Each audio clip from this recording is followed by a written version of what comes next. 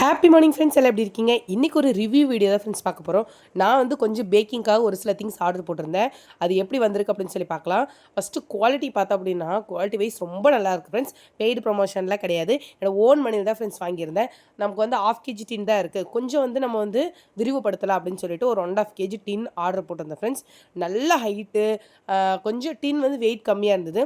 இந்த டின்னை விட அந்த நாசில் வந்து எனக்கு ரொம்பவே பிடிச்சிருந்தது ஃப்ரெண்ட்ஸ். நான் மீஷோவில் வாங்கின நாசிலையும் இதையும் கம்பேர் பண்ணி காமிக்கிற பாருங்கள். ரொம்பவே நல்லா இருந்தது பாருங்கள். டின்னோட ஹைட் பாருங்கள். 1.5 to 2 kg வரைக்கும் இதில் வந்து பேக் பண்ணலான்னு நினைக்கிறேன்.